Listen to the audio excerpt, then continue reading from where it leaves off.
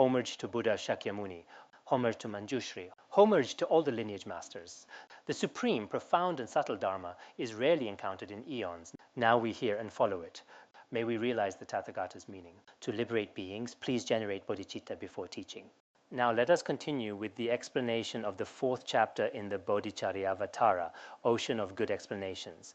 Previously, we have covered the first 3 chapters. The first chapter mainly discusses the qualities of bodhicitta. The second and third chapters each discuss certain aspects of the paramita of generosity. All the 6 paramitas are explained in the Bodhicharyavatara. The paramita of generosity has already been covered in the earlier chapters. At the same time, in the chapter on dedication, it also covers some teachings of giving the Dharma and giving made through the power of aspiration. So this paramita is not established as a separate outline. Now, let's talk about how to enter the practice of bodhicitta. Having received the bodhisattva vow, how do we train our minds as the bodhisattvas? This is explained through the 6 paramitas. Of the 6 paramitas, the paramita of generosity has already been explained. So now we will discuss the paramita of discipline. The paramita of discipline is explained in 2 chapters, the chapter on carefulness and the chapter on right mindfulness. After that, each paramita of patience, diligence, meditative concentration and wisdom is explained in a separate chapter. The chapters are named accordingly: the chapter on patience, chapter on diligence, chapter on meditative concentration, and chapter on wisdom. Only the paramita of discipline is explained in 2 chapters, which are the 4th and 5th chapters. So first, in the 4th chapter, we discuss carefulness. Carefulness is also explained in both a concise and an extensive way. First, let's talk about the concise explanation. The victor's offspring, who have thus grasped bodhicitta, steadfastly must strive without any lassitude to never violate the precepts. The meaning of this verse is that as a bodhisattva who has generated Mahayana bodhicitta, we have already relied on the 7-branch practice and other preparations. We followed the liturgies of the 2 great traditions of Nagarjuna and Asanga and have received the main practice of bodhicitta.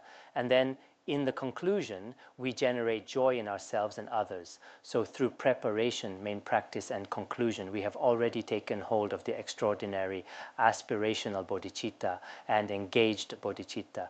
Once we have obtained such bodhicitta in our own mind stream, we must hold on to it firmly and never abandon it. Even if we encounter life-threatening situations, we must never give up bodhicitta. Here, bodhicitta mainly refers to relative bodhicitta. This relative bodhicitta must never be abandoned under any circumstances. This is the main point being explained in this chapter. So how do we avoid abandoning it? Of course, it is through carefulness and mindfulness and awareness that we do not abandon it. Carefulness means we must be diligent and never lazy. Some people may think, now I have taken the bodhisattva vow, I have become a bodhisattva. I don't need to benefit sentient beings anymore. I can just relax every day. This is not the conduct of a bodhisattva. After taking the bodhisattva vow, we should always consider, both in thought and action, the welfare of sentient beings in every aspect and do more for sentient beings. Whatever benefits sentient beings, we should do it. We will discuss this further later on. Anyway, we must never be lazy. Nowadays, some people often use their study, contemplation, and meditation as an excuse. They say, I'm too busy with work, I have to prepare for exam, I have so much going on right now. They often want to give up, but for our study of this treatise, we actually have a plan. The plan is quite manageable for most people. For example, listening to 15 classes in 2 months. For those of us in the academy or in a center for study and contemplation, 15 hours in 60 days is not much. To find 15 hours in 60 days, how hard can that be? But now for some lay people, this is difficult. Honestly, when I hear some of their excuses, I feel sad. Sometimes I even get a bit angry. On the surface, they think, I'm studying the Bodhicharyavatara. I'm studying the Lamrim Chenmo. But very often their studies are just going through the motions, that's all.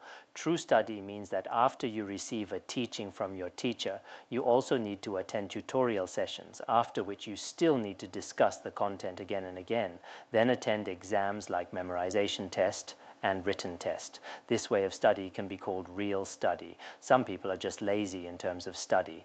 Of course, laziness doesn't necessarily mean you're just sleeping all day.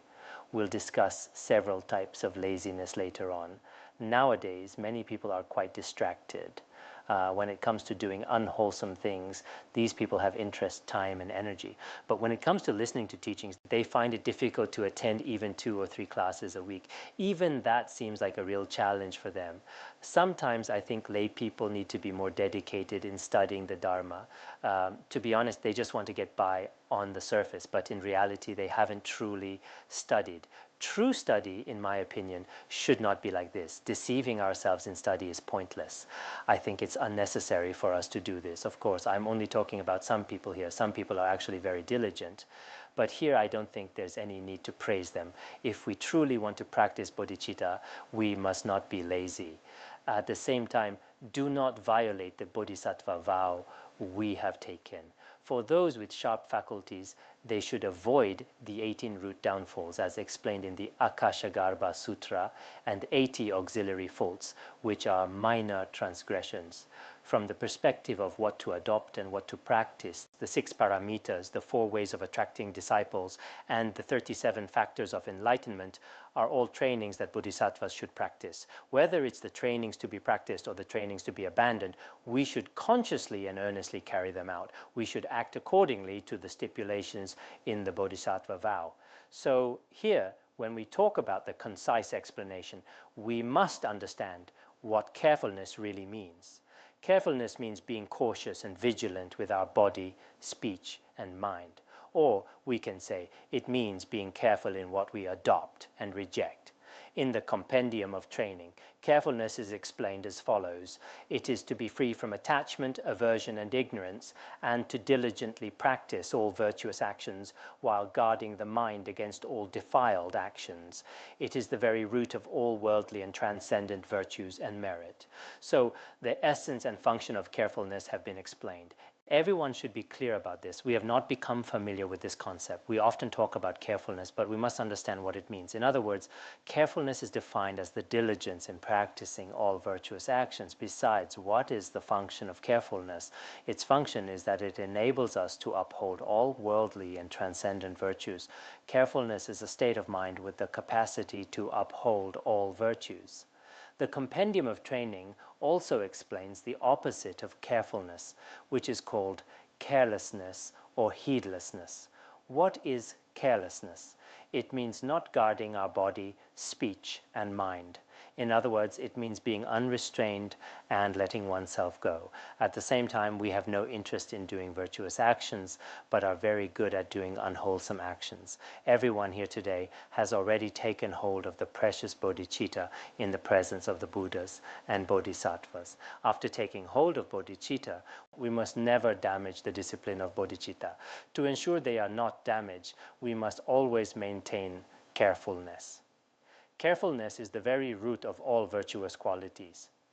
The Buddha also taught this in the King of Samadhi Sutra. He said that the root of all virtuous qualities is carefulness. This is stated very clearly. In other words, the Buddha taught that the root of the 84,000 pathways of the Dharma is carefulness. If we have the attitude of carefulness in our own mind stream, then whatever we do in the future, we will do it with great caution. In the past, His Holiness also explained this when teaching the Bodhicharyavatara. Carefulness means always supervising yourself and reminding yourself. For example, we ask ourselves, what am I saying? Should I say this? What am I doing right now? Should I do this? What am I thinking? Should I think this? We are always self-supervising and paying special attention. When we say someone is very attentive and cautious, such behavior and attitude is what we call carefulness. Therefore, after we have taken the bodhisattva vow, if we do not have even a bit of carefulness, then in just a few days everything could fall apart. We may lose our bodhicitta. So, As explained earlier, according to the Compendium of Trainings, this is how we should understand carefulness. And in the Bodhisattva Bhumi chapter of the Yoga Karabhumi, carefulness is divided into 5 types. The first is carefulness regarding earlier times. This means feeling regret for all the negative actions one has committed in the past and resolve not to repeat them, sincerely confessing and purifying them. This is called carefulness regarding earlier times. The second is carefulness regarding later times. This means that in all our future actions we act in accordance with the Dharma. We should correct our faults and not commit any unwholesome deeds. This is called carefulness regarding later times. The third is carefulness regarding the current time. This means that whatever we are doing right now, we should act in accordance with the Dharma and never forget the standards for virtuous conduct. This is how we should understand it. There are also future carefulness and present carefulness. Future carefulness means that in all our future actions, we do not engage in negative actions. Present carefulness means that in our current actions, we do not engage in negative actions. The latter two are a bit different from the previous types of carefulness. Carefulness regarding earlier and current times are explained from the perspective of engaging in virtuous actions. The latter two are explained from the perspective of refraining from non-virtue. So the focus is different. Therefore, in the Bodhisattva Bhumi chapter of the Yoga Karabhumi, carefulness is divided into 5 aspects. We should understand carefulness from these perspectives. Moreover, carefulness allows us to attain the deathless, nectar-like result in this very life. This means that we can attain a result that is free from death. The Buddha also taught this in the sutras. Nagarjuna said this in his letter to a friend, that the Buddha said, "Carefulness is nectar, carelessness is the abode of death." This means that if we are always careless in our actions, we will continue to wander in the cycle of samsara. If we are careful, we will not have to wander in samsara anymore. We will attain the nectar-like result. Here, nectar refers to attaining the state of nirvana. There are many scriptural sources for this. If we lack this carefulness in our mind stream, it is very difficult to truly practice virtue. For example, in the Sutra of the Array of Virtues of Manjushri's Buddha realm, it is also said that if one is careless in Dharma practice, even the fruition of a Shravaka or Pratyeka Buddha cannot be attained, let alone the unsurpassed, perfect, complete enlightenment. There are such teachings. So not to mention the fruition of Shravakas or Pratyeka Buddhas, even to become a good person in the world, is difficult for some people who are completely unrestrained. If we look at people in daily life, whether lay or ordained, if they lack mindfulness and awareness, their actions are like those of an irrational person. There is no self-restraint at all. Such people, let alone attaining the fruition of a Shravaka or Pratyeka Buddha, may not even become a noble person in the world. They might not even become a respected person in society, let alone the sincerity required for Dharma practice. Therefore, no matter what kind of practitioner we are, we should always remind ourselves, I am someone who has already generated bodhicitta. My conduct should be different from that of ordinary people. Now, I should not smoke, I should not drink, and I should not engage in those base worldly behaviors. We should have this kind of self-restraint. I think it is not that difficult to become a good person. Of course, becoming a bad person is much easier. In this world, if we do not have these teachings to guide and protect ourselves, it can be difficult to always act in accordance with the Dharma. This is a brief explanation of the chapter on carefulness. Now, as we move into the detailed explanation, this section is explained in 3 aspects. Everyone should maintain carefulness when reflecting on the trainings. Everyone should maintain carefulness when reflecting on the rarity of human rebirth, endowed with freedoms and advantages. Everyone should maintain carefulness when reflecting on the afflictions we are meant to abandon. The first aspect is also divided in 3 parts: the reasoning for not abandoning bodhicitta, the faults of giving it up, and teachings on not to abandon bodhicitta. For the 3 parts, we will begin by discussing the reasoning for not abandoning bodhicitta. The verses state, when something has been started rashly or is not properly thought out, even if promised, it is best to examine whether to act or not. But why should I put off that which the Buddhas and their offspring have investigated with great prajna, and I myself have also examined?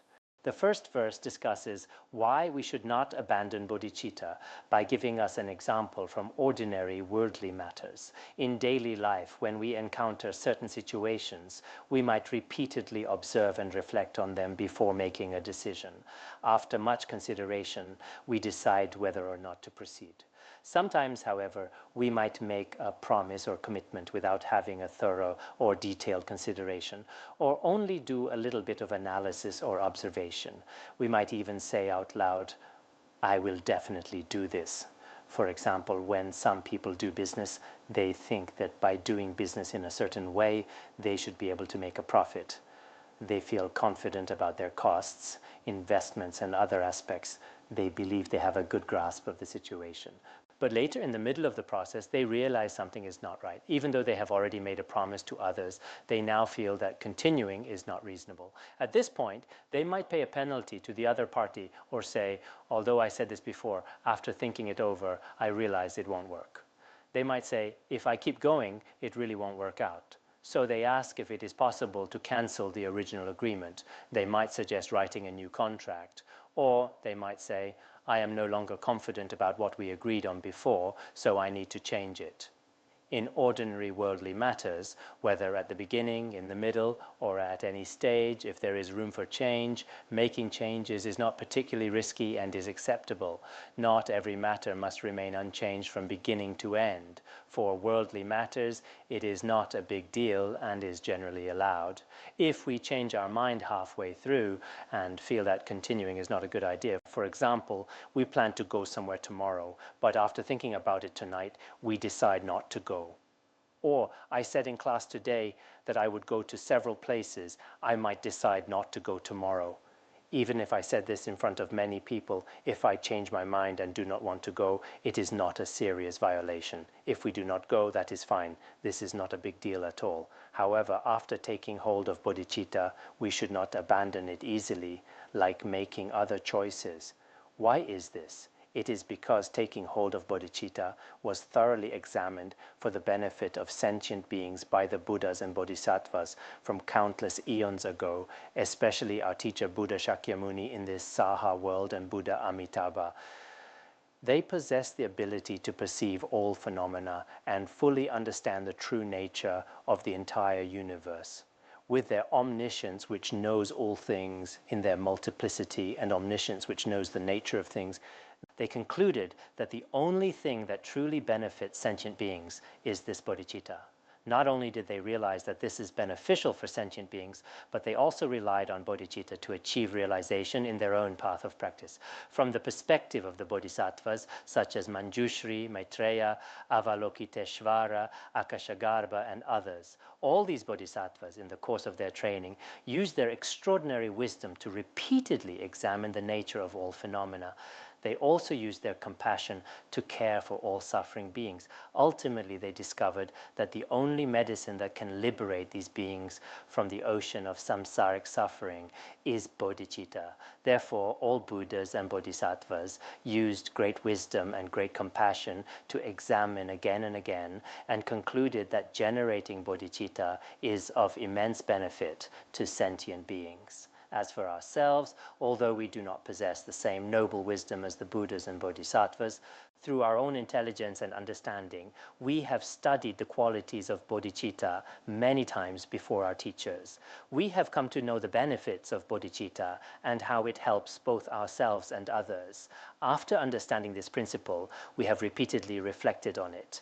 After completing the 7-branch practice and other preparatory practices, we made the commitment in the presence of the Buddhas, Bodhisattvas, and our Vajra masters to liberate countless sentient beings.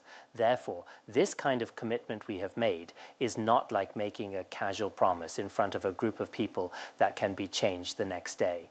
We have made this commitment in the presence of countless Buddhas and Bodhisattvas. And once we have made it, we cannot change it. If I were to abandon it now, if I were to give up benefiting sentient beings, that would be extremely wrong. We should not give up halfway or abandon this matter. So for everyone here, it is fine to give up anything else. But the one thing we must never abandon is this precious bodhicitta. The aspiration for bodhi must always remain firm. This is also taught in The Great Lion's Roar of Maitreya, where it says that bodhicitta should be as unshakable as Mount Sumeru. This means that the bodhicitta in our mind stream should be as stable as Mount Sumeru and never be shaken. No matter how great the difficulties or suffering we encounter, we must never abandon it. The Sutra of the Array of Virtues of Manjushri's Buddha realm also teaches, whether monastic or lay, after taking hold of bodhicitta, even if you encounter disasters that threaten your life, you must never abandon this precious bodhicitta. Therefore, in the sutras, the Buddha repeatedly taught the immeasurable qualities of bodhicitta. So, in ordinary matters, if you do not succeed, it is fine to change your mind halfway through. This is common in the world and does happen. But for people here, I believe most of you are not just following the crowd and taking the bodhicitta vow just because others do. His Holiness has said that among those present, there may be a few who, after seeing others take the bodhicitta vow, think it might be good to do so as well. This can happen. But for the vast majority, for 90% of people, you should know that in the sutras, including the Avatamsaka Sutra, Heap of Jewels Sutra, and other great Mahayana texts, such as the Sutra of the Question of Subahu, the qualities of bodhicitta have already been extensively taught. After understanding these qualities, you should resolve to generate bodhicitta. You can see how generating bodhicitta benefits both others and yourself. You have already made this commitment in the presence of the Buddhas and Bodhisattvas. So now, no matter what obstacles or difficulties you encounter in the future, you must never abandon bodhicitta. For those of people here, no one can say for sure how long will one continue to live in this academy, this pure Dharma center. But wherever you go, you have made this commitment in the presence of the Buddhas and Bodhisattvas. Never abandon bodhicitta, always treat it as the wish-fulfilling jewel in your heart. I believe it is the same for people in other cities who have already received this precious bodhicitta through the internet and television. From now on, no matter what situation you find yourself in, it does not matter if you have no status, no wealth, no health, or even no life. The most important thing is that you must never abandon the virtuous bodhicitta. If you give this up, it would be a tremendous loss for you. So for each person, of course, your practice should always follow your vows and aspirations. Now, in the presence of the Buddhas and Bodhisattvas, you should always make this aspiration. You can give up anything else, but you must never abandon bodhicitta. Everyone should often make this vow in the presence of the Buddhas and Bodhisattvas, and may this vow be perfectly accomplished. Pray that the Buddhas, Bodhisattvas, and Vajra Masters will always bless your mind stream. This is how you should pray. Next, we will discuss the very serious faults that come from abandoning bodhicitta. These faults will be explained in three aspects. First, we will talk about the ripened effect. Second, we lose the opportunity to benefit both others and ourselves. Third, it creates a major obstacle to liberation. These are the 3 points. The first point is also explained in 3 parts. First, if we abandon bodhicitta, we will definitely fall into the lower realms. This is not a trivial matter. You cannot be careless about losing bodhicitta. You might think, oh, it doesn't matter. I have taken the bodhisattva vow. But in the future, after studying Vajrayana, some people may feel uncomfortable or find it hard to adapt. They casually abandon the Vajrayana teachings or give up the Mahayana teachings, thinking, I want to switch to, for example, there was once a Dharma teacher in Singapore who first received empowerments and the Bodhisattva vow from many Tibetan Buddhist masters. He received empowerments and the Bodhisattva vow, among other things. Later, perhaps due to a bad mood or various reasons, he said, now I am giving up all Mahayana teachings. He decided to start studying Hinayana Buddhism. From a worldly perspective, faith is a personal freedom. There is nothing wrong with that. But from the perspective of Buddhist principles, this is simply the ripening of one's own negative karma, and no one can stop it. If you ever think, I no longer want to study Tibetan Buddhism, or I don't want to study Mahayana Buddhism, and you start to focus only on Hinayana teachings, then for this life and all future lives, you have lost your opportunity for liberation. there will be no chance for liberation, because abandoning bodhicitta, some people may think, Anati, I am just giving up the Mahayana teachings in Tibetan Buddhism. I want to follow the teachings of Han Buddhism or Theravada Buddhism instead. But as soon as you abandon one dharma, you are abandoning all of it. There is no real difference. This is explained very clearly in the verse summary of the Perfection of Wisdom. Many practitioners today do not understand these principles. If you understand these principles, your conduct will naturally be in accordance with the Dharma. Many people today do not act in accordance with the Dharma, mainly because they lack basic Buddhist knowledge. This is why we are so eager to promote basic Buddhist knowledge. And some people call me and say, in both Tibetan and Han regions, there are many fake monastics in Han areas, and many fake tulkus and great masters in Tibetan areas.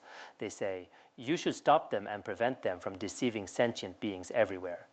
But my answer is, it is impossible for us to stop these people. We will not stop them, and there is no need to.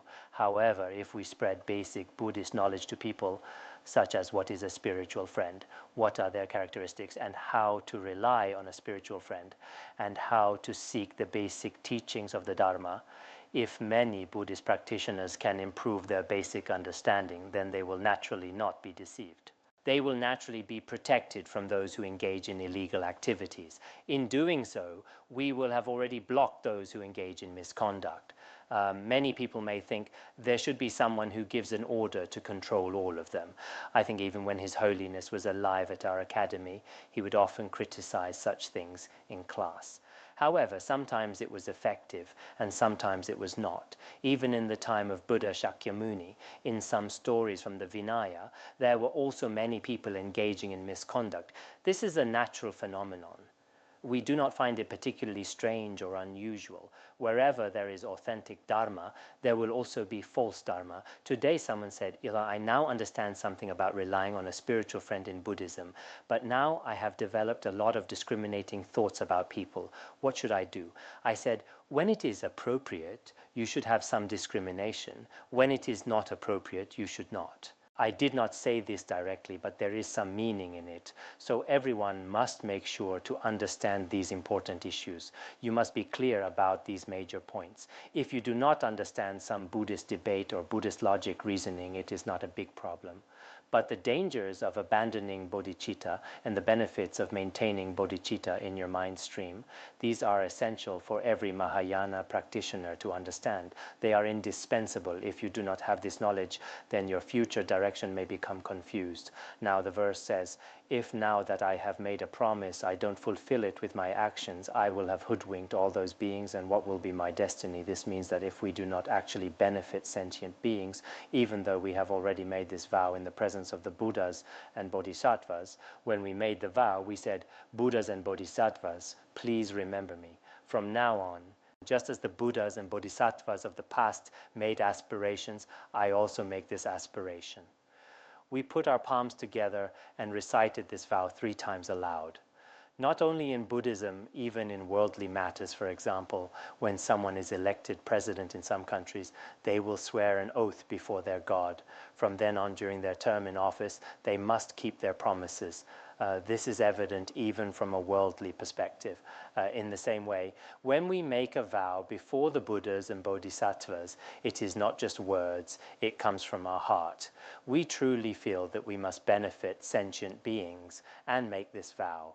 But after making the vow, despite having the ability and the means to help sentient beings, we do not actually help them or lead them to liberation, then we have done nothing at all in this regard. And if at a certain point we say, I will no longer benefit sentient beings, I am giving up bodhicitta, then in fact we have deceived all the Buddhas and Bodhisattvas. If we deceive everyone, even in ordinary life, for example, if 100 people live here and one of them says, you all wait here, I will go get something delicious for you, but that person never comes back. So every waits, and eventually they get upset that he never showed up. They will think, how could he do that? We waited all day and he never came back. They may even call him a liar and really dislike him. But actually the people who are deceived are not so many. When in front of all the Buddhas and Bodhisattvas, we make a promise to all sentient beings saying, humans, non-humans, gods, and so on in the 3 realms and 6 classes, I will give you something wonderful, which is the temporary happiness of humans and gods and the ultimate happiness of Buddhahood. I will definitely give this to you. So with the Buddhas and Bodhisattvas as witnesses and in front of all beings in the 3 realms, we have made this commitment. At that time, all beings in the 6 classes, of course, some beings without clairvoyance may not hear it, but in fact, you have already made the commitment. Even if not all beings can hear it, some non-human beings with clairvoyance and some hungry ghosts are extremely delighted. When one person generates bodhicitta, they feel that the world has one less bad person and one more bodhisattva. With one more bodhisattva, through the power of one's bodhicitta and virtue, one brings them immense happiness and benefit, both physically and mentally. So if we do not act accordingly, what will be our final outcome? We will definitely fall into the lower realms. So everyone should reflect on this. From a logical perspective, if we deceive a few people or even a few hundred people, everyone thinks this is wrong. So how could it be reasonable to deceive so many sentient beings? It is completely unreasonable. This is also taught in the Sutra of the 10 Wheels of Kshitigava. For example, some people do not practice even a single virtue among the 10 virtuous actions, nor give rise to a single virtuous thought, yet claim to be Mahayana Buddhists. In fact, they are deceiving all sentient beings. Such people will definitely fall into the wrong path. There are also other examples. In the Compendium of Training, it quotes the questions of Sagaramati and teaches the same principle. If we make a commitment before the Buddhas and Bodhisattvas to liberate beings, but in the end we do not actually carry it out and do not liberate them, then even the gods will mock us. For example, if we say before the Buddhas and Bodhisattvas, I will liberate sentient beings. But in actual practice, not only do we fail to do so, we even make negative aspirations and abandon bodhicitta. The fault in this is extremely serious. Therefore, here we once again urge everyone, our lives are short after all. Many people's first half of life has already passed. It is hard to say how many years remain in the second half. During your brief time in this world, you must never, ever abandon your bodhicitta. What does it mean to not abandon bodhicitta? Khenpo Kunpal also explains this in his commentary. If you give rise to a negative intention in your mind, such as, from now on, I will no longer study Mahayana Buddhism, I will no longer benefit sentient beings. This is what is meant by abandoning bodhicitta. If you do not give rise to such a negative intention in your mind, even if in your actions you are unable to benefit others, this does not count as truly breaking the root vow. For example, if today you see a suffering being on the road, but you are extremely tired and unable to help, does this mean you have broken the root bodhisattva vow? No, because you did not give rise to such a negative intention. But if you do give rise to such a negative intention, that is very dangerous. So sometimes when conflicts arise between people, this can be quite frightening. Why is that? For example, if you have a major conflict with a Dharma friend or any sentient being and the conflict is very serious, then in your mind you think, if I ever have the chance to benefit him, I will not do it. Look at how bad this person is. If you think this way in your heart, even though he is a sentient being, you are abandoning a sentient being and giving up aspirational bodhicitta. This is actually quite frightening. Because as Mahayana Buddhists, we would never think, I will not benefit any sentient beings. We also know the faults of abandoning bodhicitta. Those who understand these faults probably would not think this way. But when we encounter people we do not get along with in daily life, and we may think, if I have the chance to benefit this person, but look at how bad he is. He always tries to harm me, slanders me, talks about me. He says I am ugly, that I steal things, that I eat too much, that I'm lazy. If we think, if I ever have the chance, I will not benefit him, and we decide not to help, thinking, I just won't help you, then this is also abandoning bodhicitta. So in the future, never let this kind of thought arise in our mind. If we notice such thoughts starting to arise, immediately confess and recite the Bodhisattva practice the next day. As we mentioned before, if we break the Bodhisattva vow, we should immediately retake it and it will be restored. So everyone should know this. If we ever feel in our mind, oh no, I have broken my Bodhisattva vow, it is still possible to restore our vow and continue, but never think, since I broke it, I will never take it again. If we think this way, we will definitely fall into the lower realms. Now the next verse explains the reasoning behind the merit and fault of such actions. Let us look at the reasoning. A person who thinks in their mind to give some trifling little thing but does not give it will become a hungry ghost, it has been said. Having invited them from my heart as guests to sublime happiness, if I deceive all wanderers, will I go to the higher realms. This means that if someone thinks in their mind to give some insignificant thing to sentient beings, to make an offering, but later does not actually give it, if they do not give, then the result would be like the application of mindfulness of the sacred Dharma says, if you intend to give to sentient beings but do not actually do so, you will be reborn as a hungry ghost. Not only if you think about it, but if you make a vow and say it out loud but do not give, you will fall into the hell realms. So the karmic result of this is very frightening. In daily life, some people may be stingy. At first they want to give to others, but later change their mind and decide not to, thinking, forget it, I can't bear to part with it. This is not good, and the karmic result is serious. Why? Because beings may have the intention to give, but later change their minds out of stinginess. That change is a serious fault. This is also explained in the Sutra of distinguishing the meaning of dharmas. Some people intend to give rice, vegetables, fruit, roots, and so on to sentient beings. At first they intend to give, but later, out of stinginess, they do not give. Such people will also fall into the hungry ghost realm and experience immense suffering. Therefore, in daily life, if you want to give to sentient beings, then do your best not to go back on your word. If you say it out loud, you should definitely give. This is a subtle karmic connection explained in the sutras, and it is very difficult for people to fully understand. This is also explained in the verse summary of the perfection of wisdom.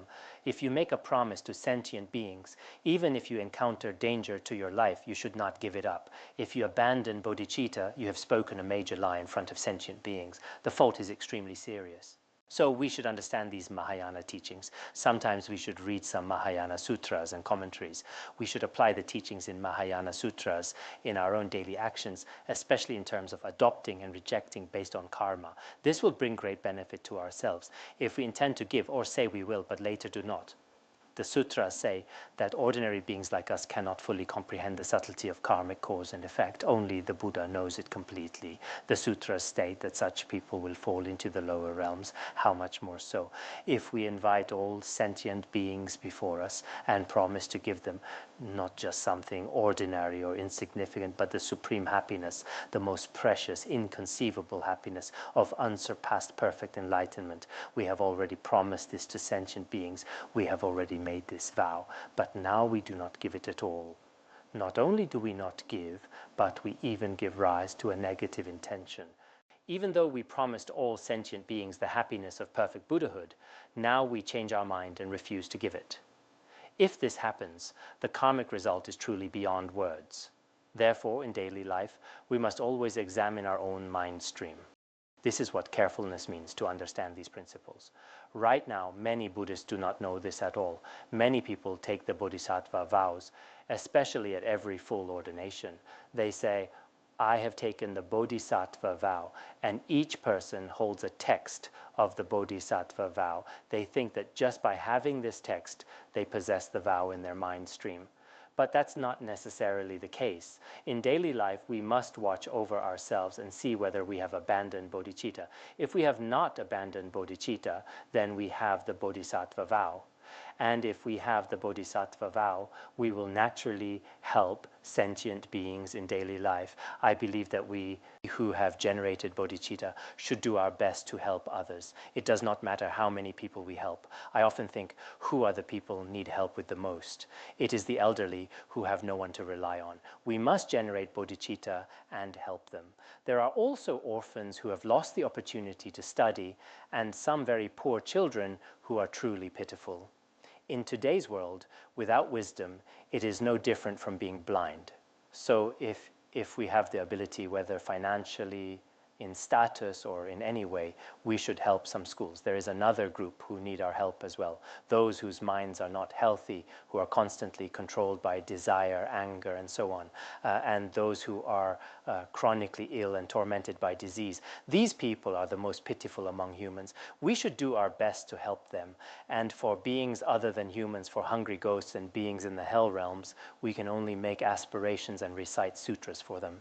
For animals, when we see them facing threats to their lives, we should do our best to engage in life release and other virtuous actions. In short, as someone who has generated bodhicitta, we should never put ourselves first in everything. This is something we must always remember and keep in mind at all times. If we always put ourselves first in everything and put sentient beings in a secondary position, it shows that although we have taken the bodhisattva vow, we are not keeping bodhicitta very well or very completely. This is something everyone should remember clearly. In the compendium of training, there is a quotation from the Questions of Sagaramati, which also extensively explains the reasons why we must not abandon bodhicitta. Whenever we have access to these texts, we should read them. After reading the compendium of training, I felt very inspired. There are many scriptural sources explain the qualities of Mahayana bodhisattvas and the benefits of bodhicitta. After reading these, I feel that for those of us who are studying Mahayana Buddhism, it is essential to understand their meaning. We cannot afford to be ignorant of them. If we do so, it will bring great benefit to our future lives. Therefore, our lineage masters, including His Holiness, always put benefiting sentient beings and teaching the Dharma as their highest priority in all of their activities. Everyone should be clear about this. Many people here have relied on the teacher for 20 years, some for more than 10 years, some for a few years or months. So we should know clearly about the conduct and teachings of the lineage masters. So whether as a disciple of His Holiness or a disciple of another lineage, the most important thing in our heart is to help and benefit sentient beings. This is extremely important. As for other things, such as saying, my qualities are such and such, I am already enlightened, I can see your past and future lives, I can give you empowerments or tell your fortune. These things are not really that important. I personally feel that as Tibetan Buddhism spreads everywhere, the most important thing in this process is promoting authentic Buddhist teachings. It is very important for people to communicate and share these teachings with each other. Other things like empowerments, agidya, of course, these are also rituals in Vajrayana, but empowerments, fire pujas, and so on are not the most important things. First, people must understand the basic principles of Buddhism. Gradually, the doubts in people's minds will decrease. To reduce these doubts, whether between Buddhists and non-Buddhists, and among Buddhists themselves, we should communicate and introduce the true teachings of Buddhism with each other. This is a responsibility for everyone. In this way, the true spirit of Buddhist compassion will be thoroughly understood by people. If people understand the Buddha's supreme wisdom and great compassion, they will be able to generate belief. As long as they have fair wisdom, they will be able to accept it. So, the most important thing for us now is to understand the principles of Buddhism. I hope everyone will study more. Don't just follow this teacher today and another teacher tomorrow. As for me, it doesn't matter. This is neither beneficial nor harmful to me. But for your own benefit, the most meaningful thing is to study the true teachings of Buddhism. Then you will develop irreversible faith in the Buddha and Bodhisattvas. This is the true meaning of having obtained a human life. This is what I've always believed. Among those who are now studying Mahayana Buddhism, I have noticed that some people go here today and there tomorrow. Today they go on pilgrimage, tomorrow they follow another teacher. Of course they are free to go. For me, I rejoice in their merit. But what is truly meaningful for everyone? I think that if we lose this opportunity now, it is hard to say whether we will have another chance in the future. It is not that I am trying to sell my own watermelon and get rich. I have never thought that way, not even in my dreams. But in fact, our teacher, His Holiness, used to say that he disliked people who were always running around. He preferred those who were single-minded and willing to focus on the study of Mahayana teaching and always protecting bodhicitta in their mind stream and always seeking to increase its qualities in every possible way. This is what would truly make His Holiness very happy. So I hope that everyone here will be steady in the study. We should be stable people. If we are not steady not only in Mahayana Buddhism, we cannot learn well in worldly knowledge. If we just listen to 1 or 2 classes and then become careless and later just go through the motions, it is meaningless. There is not much benefit in that. Therefore, we must, if we do not fully study even 1 or 2 treatises in our whole life, then our study of Mahayana Buddhism is just superficial. So study is very important. We should understand this. All right, we will stop here for today.